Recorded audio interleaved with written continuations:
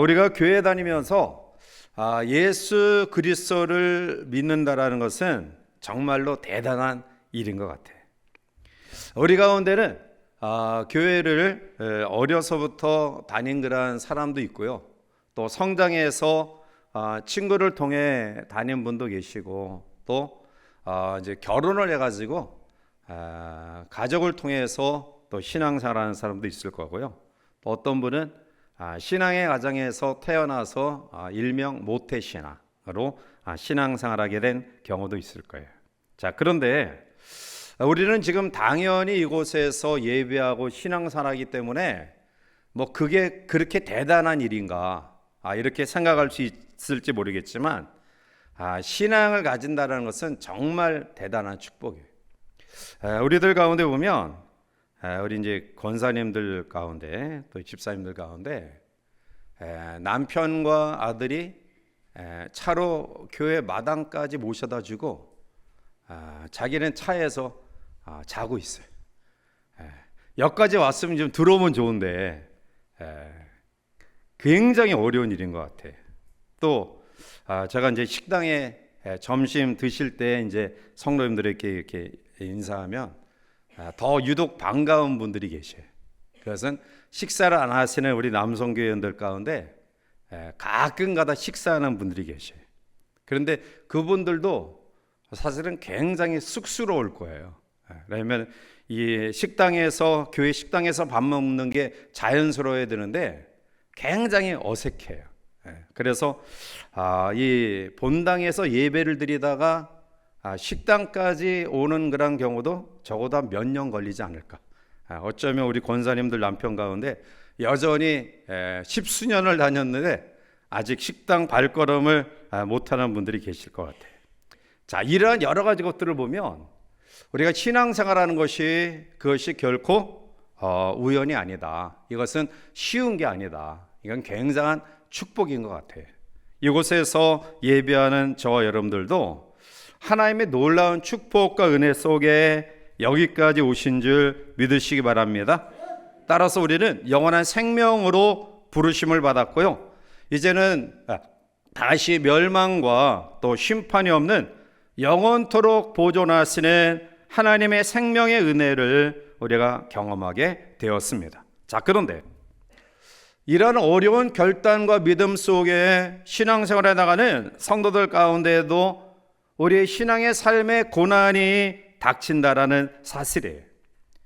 우리의 일평생 동안에 한 번도 고난을 경험하지 않은 사람 없습니다. 자, 따라서 일반적으로 고난이 우리 가운데 왔을 때 우리의 일반적인 현상은 그것을 두려워하거나 또 고난을 회피하거나 그것을 맞닥쳤을 때 고민하고 슬퍼하며 탄식하기도 하죠. 그리고 정말 엄청난 고난이 나에게 주어졌을 때는 내가 무슨 죄가 많아서 이러한 일이 나에게 벌어졌느냐, 우리의 가정에 이러한 일들이 일어났느냐라고 스스로 비관하기도 하고요, 신세에 타령하기도 합니다. 자, 그러나 성도는 어떠한 고난과 역경 가운데서도 두려워할 이유가 없습니다. 특별히 복음 때문에, 신앙 때문에 어려움을 당한 일이라 한다면 더욱 두려워하지 말아야 됩니다. 자, 오늘 본문 11절부터 14절까지 말씀 가운데 보면 매 구절마다 지키다라는 단어가 나타나고 있어요.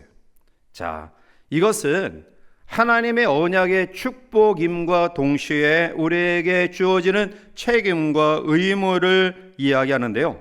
우리는 말씀을 이제 구체적으로 묵상하면서 성도가 신앙의 삶 가운데 지켜야 될 그러한 신앙의 삶은 어떠한 것인가를 같이 한번 살펴보고자 합니다. 제일 첫 번째, 성도가 유지해야 될, 지켜야 될 신앙의 삶은 사명적 삶입니다. 자, 우리 본문 11절과 12절을 우리 같이 가서 함께 읽어보시겠습니다. 내가 이 복음을 위하여 선포자와 세우심을 입었노라. 이로 말미암아 내가 또 이 고난을 받되 부끄러워하지 아니함은 내가 믿는 자를 내가 알고 또한 내가 의탁한 것을 그날까지 그가 능히 지키실 줄을 확신함이라. 아멘. 자, 오늘 본문에 보면 이로 말미암아 12절에 이야기하고 있어요. 이로 말미암아 무엇 때문에? 자, 이 말씀의 의미는 바로 복음을 위하여 11절에 복음을 위하여 더 궁극적으로 자세하게 표현하면 복음 전파로 인하여 내가 고난을 받는 것을 부끄러워하지 않았다라고 바울은 고백하고 있어요. 왜 그가 이러한 어려움을 부끄러워하지 않았을까요? 그것은 그에 주어진 사명이기 때문이고요. 사명 따라 살아가면 하나님이 반드시 지켜주신다라는 것을 확신했기 때문에 그래요. 사도 바울은 복음을 여러 곳에 다니며 전하다가 엄청난 고난을 경험했어요. 고린도후서 11장 24절 이후의 말씀 가운데 보면 유대인들에게 40에서 하나 감한매를 5번 맞았으며 3번 태장으로 맞고 1번 돌로 맞고 3번 파선하고 일주일을 깊은 바다에서 지냈으며 여러 번 여행하면서 강의 위험과 강도의 위험과 동족의 위험과 이방의 위험과 신의 위험과 광야의 위험과 바다의 위험과 거짓 형제 중에 위험을 당하였다라고 이야기해요. 엄청난 고난을 경험한 사도 바울은 이제 다시 로마 감옥에 갇혀 언제 죽을지 알 수 없는 그러한 순교의 날을 기다리는 처지가 되었습니다. 그럼에도 불구하고 그는 내가 이로 말미암아 복음 전하는 일 때문에 당하는 고난을 부끄러워하지 않는다라고 고백하고 있어요. 왜요? 바로 이것이 그에게 주어진 사명의 삶이었기 때문입니다. 사랑하는 성도 여러분, 모든 사물에는 존재의 목적이 있습니다. 만약 목적을 상실하면 존재의 가치를 잃어버리게 됩니다. 우리 몸된 교회 안에도 여러 가지 성물들이 있어요. 오늘 이 마이크를 통해서 제가 여러분들에게 하나님의 말씀을 좀 더 확신 있게 그리고 정확하게 그리고 여러분들이 알아들을 수 있을 정도로 전하는 역할을 이 마이크가 해요. 만약 마이크가 성능을 발휘하지 못한다고 한다면 아마 귀가 어두운 그런 분들 또 이제 귀에 대해서 조금 이상이 있는 분들은 제 육성으로 전하는 그런 설교를 듣기가 굉장히 어려울 거예요. 잘 들리지 않아서 답답할 거예요. 오늘 여기 종이 있습니다. 이 종. 이것은 예배를 시작할 때에 이제 우리가 다시 한번 경건한 마음으로 하나님께 마음을 모으기 위하여 이제 치는 표시죠. 그런데 만약 아무리 제가 당겨도 종소리가 나지 않는다고 한다면 여기에 둘 이유가 없겠죠.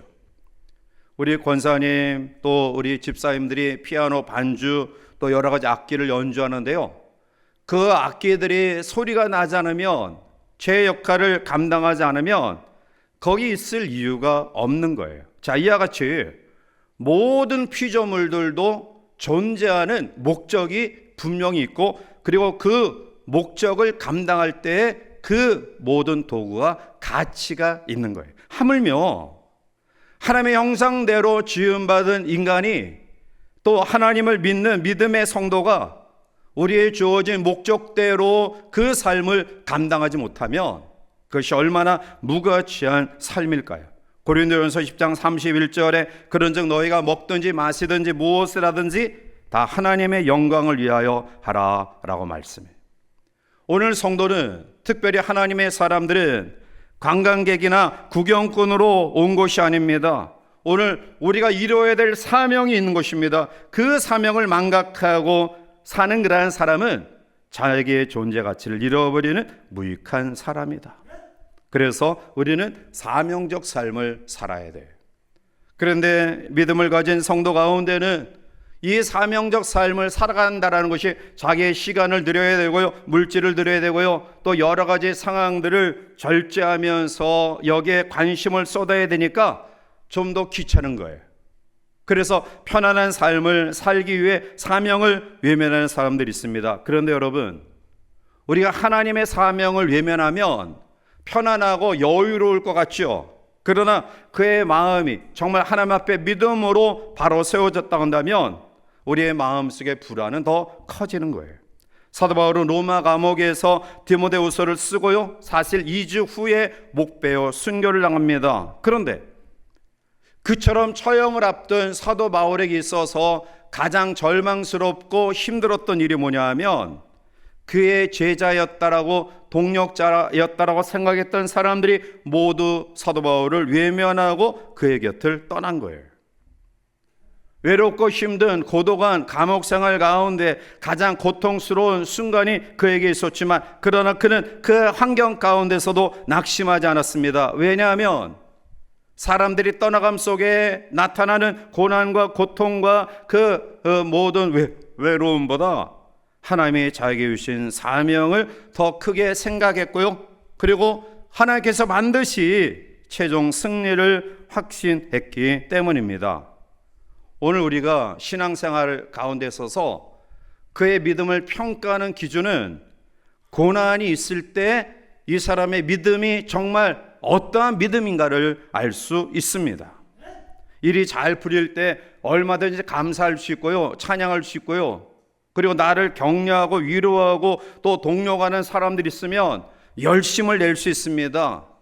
우리의 마음속에 기쁨으로 일을 감당할 수 있습니다. 그러나 일이 잘 풀리지 아니하고요, 오늘 사도 바울처럼 모두가 떠난 상태에서 외롭고 힘든 고독한 그러한 순간에 여전히 내가 지금까지 해왔던 일들을 감당하는 것은 사실은 쉽지 않아요. 그러나 그러한 속에서 행해나가는 신앙의 삶이 진짜 믿음인 줄 믿습니다.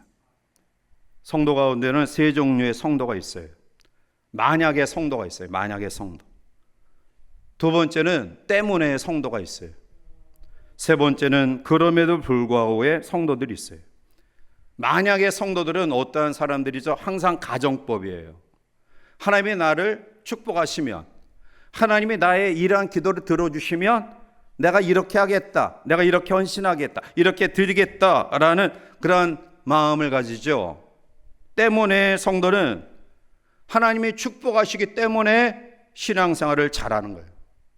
하나님이 나의 사업을 잘 되게 하시니까, 나의 가정을 아무런 문제가 없게 하시니까, 그러기 때문에 신앙생활을 열심히 하는 거예요. 이러한 사람들은 축복이 없으면, 그들의 간구와 기도에 응답이 없으면 금방 믿음의 회의를 가지고 결국 신앙을 포기할 수밖에 없는 사람들이죠. 그런데 그럼에도 불구하고의 성도들은 하나님이 우리에게 주시는 축복과 상관없이 하나님을 믿고 따르는 사람들이에요.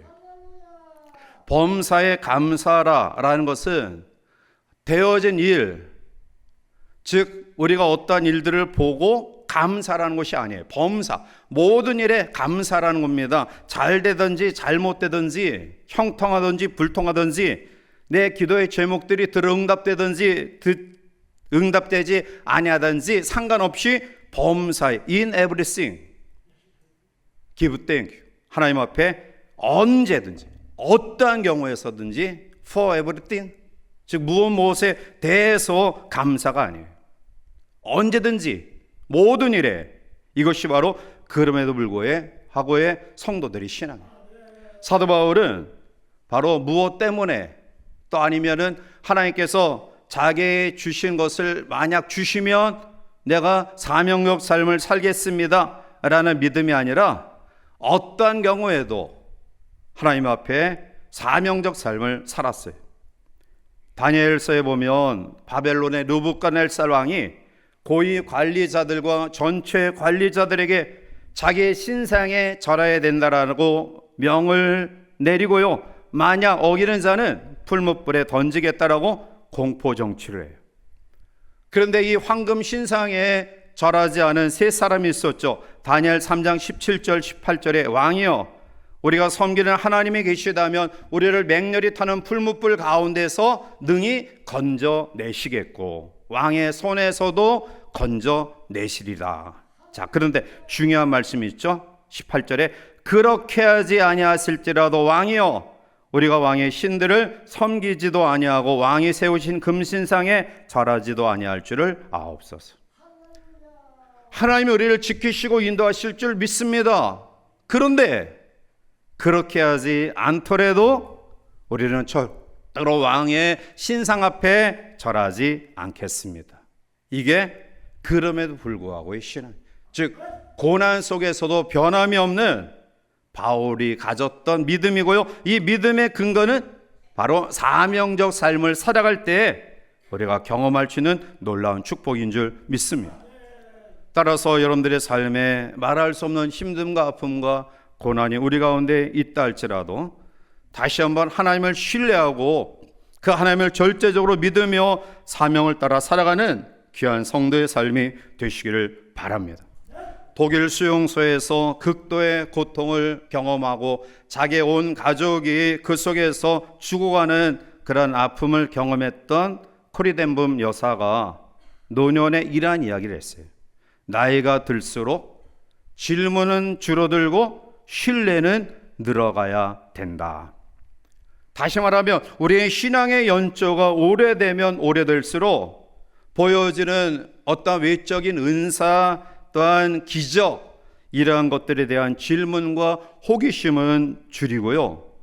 하나님을 향한 신뢰, 그 하나님을 향한 절대적인 믿음에 의탁하는 모습, 그리고 말씀 속에 주어지는 깨달음에 대한 실천은 늘려가야 된다라고 이야기하고 있는 거예요. 사랑하는 성도 여러분, 오늘 우리가 신앙생활 가운데 결코 놓치지 말아야 될, 반드시 지켜야 될 삶은 사명적 삶인 줄 깨달으시기를 바랍니다. 두 번째는 믿음과 사랑의 삶이에요. 자, 13절 넘어가서 우리 함께 읽어보시겠습니다. 너는 그리스도 예수 안에 있는 믿음과 바른 바를 본받아 지키고. 아멘. 자, 우리가 12절 말씀 가운데서 하나님이 우리에게 약속하신 것을 하나님이 지키신다. 그런데 오늘 13절에서는 내게 들은 바 바른 말을 본받아 지키고, 즉 예수님이 우리를 지키시는 은혜도 우리 가운데 있지만 우리도 지켜야 될 것이 있다라는 거예요. 내게 들은 바 바른 말을 본받아 지키고, 여기서 바른 말은 진리의 말씀, 사도 바울이 1장부터 계속해서 강조하고 있었던 참복음, 다른 복음이 아닌 진짜 복음, 즉 복음의 진리를 이야기하는 거예요. 바울은 1장부터 복음이 뭐냐, 복음을 따르는 바른 교훈은 무엇이며 복음을 믿고 따르는 사람들은 어떻게 살아야 되는지 이 복음에 대하여 아주 자세하게 말씀을 드리고 있어요. 자, 그런데 이 진리를, 이 바른 말을 본받아 지킬 때 어떻게 지키라 라고 이야기하고 있냐면 13절 그 전절 중반절에 보면 믿음과 사랑으로서 바른 말을 본받아 지켜라. 두 가지 요소를 이야기하고 있어요. 믿음과 사랑으로 복음을 지켜라. 내가 가르친, 내가 전한 이 바른 진리를 지켜라 라고 이야기하고 있어요. 자, 먼저 그리스도 안에 있는 믿음으로 바울이 전한 복음을 지켜야 돼요. 자, 그러면 그리스도 안에 있는 믿음, 그리스도 안에 있는 믿음은 무엇을 이야기하는 걸까요? 그것은 사도 바울이 가장 강하게 강조하는 십자가의 복음이에요. 내가 받을 영벌을 대신 예수님이 받으셨다. 내가 짊어져야 될 죄의 짐을, 치러야 될 죄의 대가를 예수님이 대신 짊어지셨다. 대신 치르셨다. 이게 바울이 전하는 십자가의 복음이에요. 우리를 죄에서 또한 사망에서 구원하신 하나님, 의롭게 우리를 인치시고 영원한 생명을 얻게 하신 그 하나님, 바로 그 하나님이 전한 이 십자가의 복음을 믿는 믿음 가운데 지켜라. 사단이 성도들을 공격할 때 제일 먼저 우리 가운데 어떠한 마음을 심냐면 두려움을 심어요. 두려움은 사단이 이용하는 강력한 무기입니다.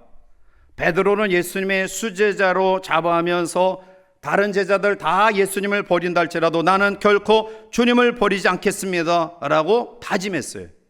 바울의 다짐은 사실은 거짓된 것 아닙니다. 그는 정말로 그런 마음을 가지고 그렇게 고백했습니다. 내가 주님을 결코 버리지 않겠습니다. 다른 사람 다 버려도 나는 주님을 버리지 않겠습니다. 그 고백은 거짓된 고백이 아닙니다. 정말 그가 진실한 마음을 했던 고백이에요. 자, 그런데 그러한 그가 예수님이 신문을 받고 있었던 대제사장 가야바의 뜰의 상황을 살피다가 불을 쬐는 가운데 여성이 이 사람도 예수와 함께 했던 무리들이다라고 자기의 정체가 드러나자 나는 예수님을 모른다라고 이야기해요. 죽음을 두려워하지 않고 나 주님 따르겠습니다라고 고백했던 베드로의 고백이 잘못된 것 아니고 거짓된 것 아닙니다. 정말로 그 순간에 그의 고백은 진실된 고백이었어요. 어떠한 경우에도 변함이 없을 것 같이 보였던 그의 진실한 고백이었는데요. 왜? 몸종 여정 앞에서 그는 예수님을 모른다고 부인했을까요? 그것은 확신했던 믿음이 사라지고 예수님처럼 저렇게 신문을 받지 아니할까, 또한 고난을 받지 아니할까, 또 죽지 아니할까라는 두려움이 그의 마음 가운데 있는 순간 바로 주님을 부인하게 됩니다. 담대한 믿음이 없으면 우리가 믿음을 포기하고 부인하고요, 그리고 믿음을 포기하고 부인했을 때는 그 이전보다 더 훨씬 비참하고 불행한 삶이 우리 가운데 전개되어져요. 믿음은 축복과 행복의 기본 요소입니다. 그래서 믿음 안에서 내가 전한 이 복음을 지켜라, 담대한 마음으로 지켜라 라는 이야기. 또 두 번째로는 믿음과 사랑 안에서라고 이야기하죠. 결국 최종적으로 승리하는 삶의 비결은 그리스도의 사랑 가운데 있는 거예요. 사랑은 공의의 반대말이죠. 하나님은 공의 하나님이시고 사랑의 하나님이셔요. 죄가 있는 사람은 반드시 형벌을 받아야 된다. 즉 범죄한 사람은 그 형벌의 대가를 치러야 된다. 그게 공의로 다스리는 법이죠. 자, 그런데 이 공의에 따른 형벌을 막아주신 것이 바로 그리스도의 사랑이에요. 예수 안에 있는 사랑이 바로 우리를 이 형벌 가운데서 구출해 내신 거예요. 그래서 우리가 이 세상을 살아가면서 중요한 것은 담대한 믿음으로 복음을 지키되 다른 한편으로는 사랑 가운데에 모든 문제들을 풀려고 하는 그런 마음들이 있어야 돼. 이것이 바로 성도가 지켜야 될 신앙인의 두 번째 삶이에요. 세 번째로 우리가 어떠한 믿음의 삶을 지켜야 되느냐? 세 번째는 증인의 삶이에요. 자, 14절 넘어가서 우리 함께 읽어보시겠습니다. 우리 안에 거하시는 성령으로 말미암아 내게 부탁한 아름다운 것을 지키라. 아멘. 자, 여기서 사도 바울이 또한 디모데에게 또한 성도에게 부탁한 아름다운 것이 뭐죠? 그게 바로 복음이에요. 내게 부탁한 아름다운 것을 지켜라. 그러면 사도 바울이 그토록 마음속에 간직하고 가르치고 양육하고 행하기를 원했던 복음이 뭐죠? 바로 예수 그리스도의 십자가를 전하는 거예요. 그래서 바울 서신 가운데 보면 바울이 얼마나 영혼을 사랑하는 마음을 가지고 그가 영혼을 구원하는 이 전도에 열심했는가를 우리가 알 수 있습니다. 이제 무더운 여름 날씨를 이제 지내고 지난주부터 중보기도팀이 다시 또 우리가 재개되어서 이제 기도 가운데 있어요. 기도해야 될 제목들이 또 기도해야 될 성도들이 왜 이렇게 많아요? 우리 중보기도가 일일이 그분들의 이름을 불러가면서 기도하는데 아무튼 간에 여러분들 그 기도의 제목들이 있으면 우리 구역 강사님들을 통해 또 우리 교구 목사님들을 통해 또 이렇게 중보기도팀에 좀 전달되었으면 좋겠어요. 우리가 함께 기도하는 것은 부끄러운 게 아닙니다. 왜냐하면 우리가 혼자 기도하는 것보다 함께 합력해서 기도하면 거기에 더 큰 은혜가 임해. 그러니까 이건 내가 부끄러운 일이다 이런 마음 갖지 말고요. 뭐 자녀의 문제, 또 가정의 문제, 여러 가지 영적인 그런 문제, 또 경제의 문제, 또 질병의 문제, 이러한 것들을 좀 세세하게 또 전달해서 우리가 함께 정말 뜨거운 마음으로 또 기도하여 또 중보 기도에서 그 속에서 베풀어지는 하나님의 역사를 경험하는 아름다운 은혜가 충만하길 바라요. 자, 다음 주부터 이제 전도팀이 재개되는데요. 오늘 사도 바울이 그가 끝까지 결코 변함없이 자기도 지켰고, 그리고 성도들과 교회가 지켜야 될 가장 아름다운 삶의 모습은 바로 하나님의 복음이 전파되어지는 것이다. 자, 그런데 오늘 14절 말씀 가운데 보면 중요한 단어가 또 나오죠. 우리 안에 거하시는 성령으로 말미암아. 여러분, 우리가 지금 어렵고 힘이 들어서 사람에게 뭐 아쉬운 소리 하는 거 굉장히 힘들죠. 어렵죠. 뭐 돈을 빌려야 된다. 또 여러 가지 뭐 있어서는 안 되지만 뭐 청탁을 해야 된다. 이랬을 때 이 부탁하는 게 굉장히 어려워요. 굉장히 어려운 일이에요. 사람의 마음을 움직이는 것도 사실은 쉽지 않아요. 정말 굉장히 많이 생각하고 내가 필요한 부분들을 요청하기 위해서는 저 사람의 상태, 컨디션, 그렇지 않아요? 아이들이 부모님한테 용돈 타기 위해서 지금 아빠 컨디션이 어떤가, 엄마의 마음 상태가 어떤가, 이거 아주 세밀하게 보고 또 아주 어렵게 이야기하잖아요. 사람의 마음을 움직이는 것도 사실은 쉽지 않아요. 자, 그런데 이 전도는 영적인 일이에요. 영적인 그러한 일. 제가 그 화요일마다 저녁에 즐겨보는 그런 프로그램이 있어요. TVN에서 하는 벌거벗은 세계사. 근데 어저께 이 지옥에 대해서 다뤘어요. 지옥에 대한. 결국은 지옥에 대한 그런 관련된 부분은 성경적인 그런 거니까 이제 뭐 성경적인 이야기, 또 예수 그리스도 많이 나오는데요. 근데 그 패널들 가운데 그 은지원이라는 애가 있어요. 애는 아니죠. 뭐 40살이 넘었으니까. 얘는 무신론자예요.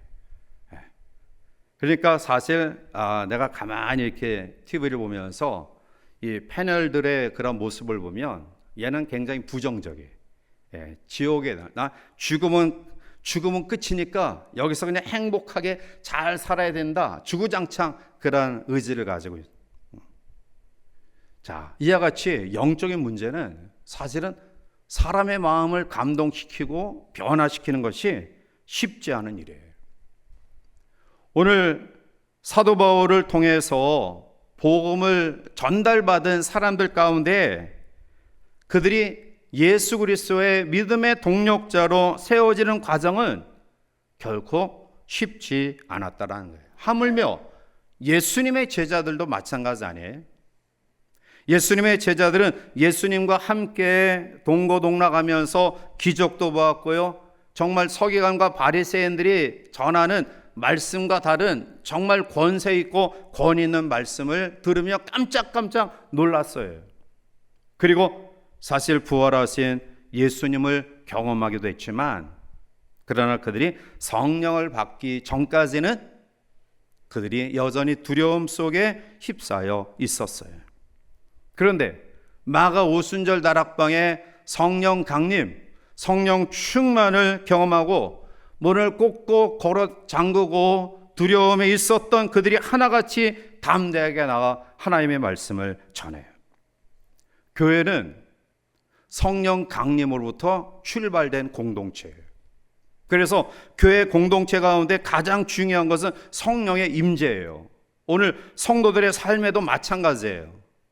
우리가 예수 그리스도를 믿음으로 구원받지만, 그러나 능력 있는 변화된 온전한 삶의 모습은 성령 충만을 경험하지 않으면 우리는 능력 있는 증인의 삶을 결코 살아갈 수 없는 겁니다. 사도행전 5장 41절에 보면 예수님을 3번이나 부인했던 베드로가 성령을 받고 변화되죠. 사도들은 그 이름을 위하여 능력받는 일에 합당한 자로 여겼음을 기뻐하면서 공회 앞을 떠나니라.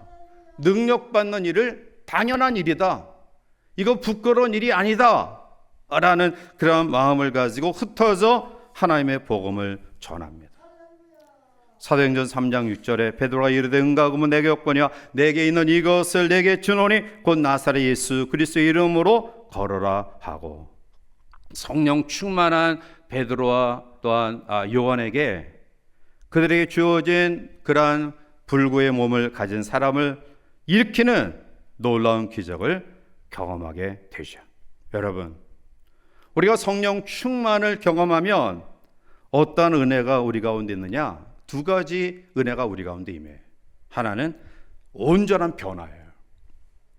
그러니까 우리가 예수님을 믿고 구원받았지만 여전히 은혜의 강 기슭에서 머물러 있는 사람은 한 발은 세상의 육지에, 한 발은 은혜의 강에 담그고 왔다 갔다 왔다리 갔다리 흔들리는 모습을 가져요. 자, 그런데 성령의 깊은 강에 우리의 머리까지 완전히 잠그면 바로 온전한 변화의 모습을 가져요. 두 번째로 성령 충만한 사람에게 주시는 하나님의 축복은 능력이에요. 능력. 오늘 이 마지막 성령 시대를 살아갈 때 우리가 세상 사람들에게 흔들림이 없이 그들에게 영향력을 미칠 수 있는 삶의 가장 중요한 비결은 성령의 임재예요. 성령 충만한 은혜예요. 성령 충만을 경험하지 않으면 구원은 받았지만 세상적인 여러 가지 여건과 환경 속에 자꾸 흔들려요. 요동칩니다. 그러니 그러한 마음이 어떤 때는 천국을 경험하다가 어떤 때는 막 요동치고 흔들리는 그러한 속에서 지옥의 그러한 두려움을 경험하게 되는 거죠. 따라서 성령 충만, 즉 고난을 받는 것을 부끄러워하지 아니하는 그러한 능력 있는 삶, 이것은 바로 성령의 충만을 경험할 때 주어지는 하나님의 은혜인 줄 믿으시기 바랍니다. 여러분, 우리가 살아가면서 공허해지는 이유가 있어요. 삶이 의미가 없어지는 것 같이 보이고 공허해지는 이유는 목적이 흔들리면 공허해져요. 즉 목표가 흔들리면 우리의 삶의 의미가 없어요. 그냥 될 대로 되지, 뭐 어쩔 수 없이 살아가지. 이것처럼 우리의 시간을, 하나님이 주신 축복의 생명을 낭비하는 삶이 어디 있느냐라는 겁니다. 목적 있는 삶, 하나님이 나에게 주신 이 귀한 직분과 또 구원의 만들에 세워주심과 몸된 교회의 한 일원이 되게 하신 목적, 그 목적 있는 삶을 우리가 살아가야 돼요. 오늘 사도 바울을 통해 우리에게 주신 귀한 말씀을 다시 한번 기억하면서 우리가 결코 놓치지 말아야 될 삶, 우리가 하나님 앞에 결코 포기하지 아니해야 될 세 가지 삶의 내용을 다시 한번 꼭 기억하고요. 내가 하나님의 나라와 교회에 어떠한 사명을 감당해야 되느냐, 흔들림 없는 믿음과 그리고 아름다운 열매 맺기 위해서 믿음과 사랑 가운데 거하는 삶, 더 나아가 생명의 복음을 전하는 증인의 삶은 내가 결코 놓치지 말아야 되겠다. 이것을 반드시 내가 지켜야 되겠다. 그래서 바울처럼 끝까지 우리의 달려갈 길을 마치고 또 믿음을 지키고 또 선한 싸움을 다 싸움으로 의의 면류관이 예비됨을 경험하는 우리 모두가 되시기를 바라고요. 이제 가을, 선선한 바람이 부는 이 가을을 맞이하면서 다시 한번 웅크러졌던 나태했던 우리의 마음들을 일깨워서 회복의 놀라운 역사를 경험하는 열매로 영광 돌리는 우리 모두가 되시기를 주님의 이름으로 간절히 축원해 드립니다.